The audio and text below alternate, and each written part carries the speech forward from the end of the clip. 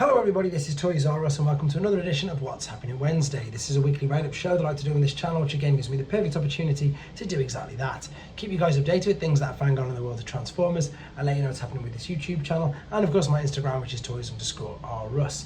Just before we get started, a huge thank you to everybody and anybody who went to the NEC on the Sunday just gone. It was just an overall great day. So whether you had a stall yourself, whether you came to say hello to myself, or even if you were just there, the whole event was just an amazing event. That's all I've got to say about it. Hopefully the video I did on it did it some justice. Just a great day out. As I say, I obviously have got experience from either sides of the stall, and that's probably the best experience that I've had. So huge thank you to everybody, especially who came and said hello.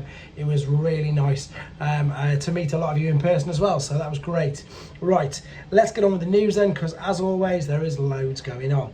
Right, this is my second favourite company. So I do prefer Hasbro figures, but my second favourite one are Doctor Wu figures, and this is shattered glass versions of two molds they've used already. We've got Blaster and Soundwave. So again, I think the reason why I like these guys is because they are just tiny. They are just slightly smaller than Micromaster scale. They are highly articulate, which I'm sure you can see. They're just so much fun.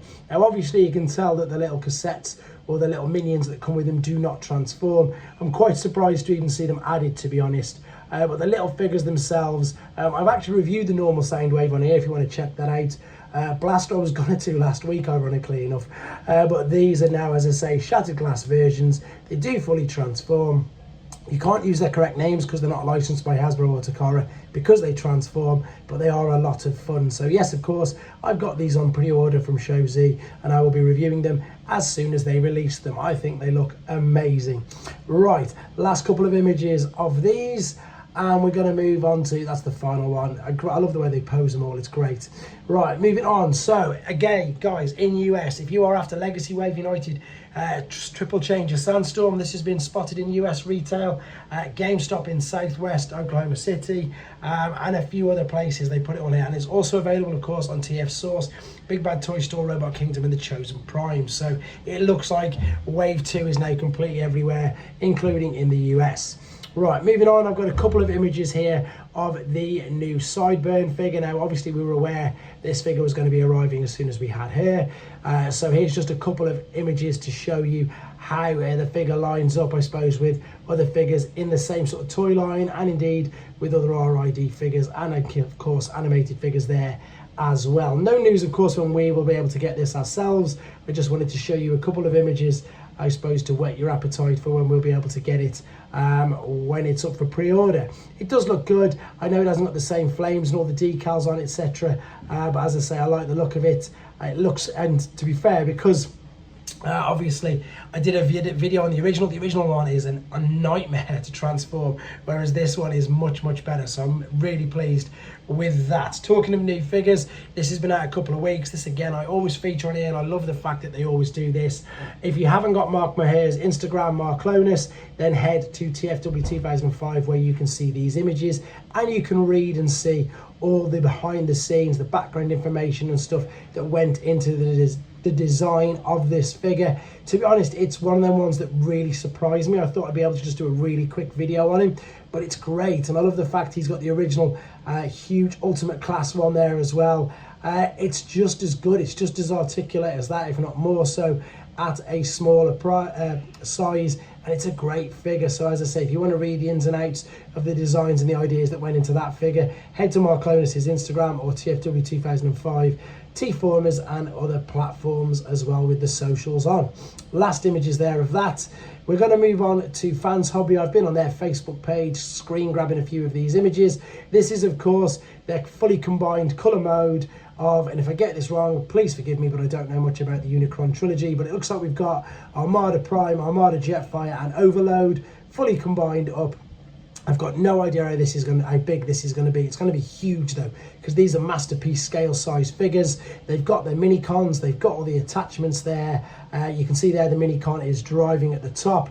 Looks incredible, to be honest. As I say, my only experience with Fans Hobby has been nothing but positive. They do look good. And what I like about them as well is, although they're big and although they're masterpiece level, the transformation processes aren't ridiculous. You don't need, you know, a PhD in them. So these look really good, and these are going to be starting to make their way out very, very soon.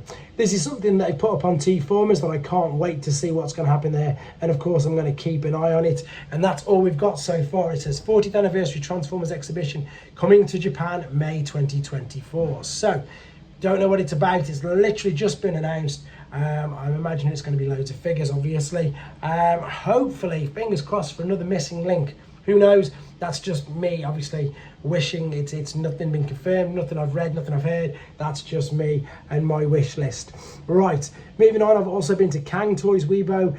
I'm currently reviewing the gold versions of their take on Thunder King, their take on Predator King, which was Thunder King.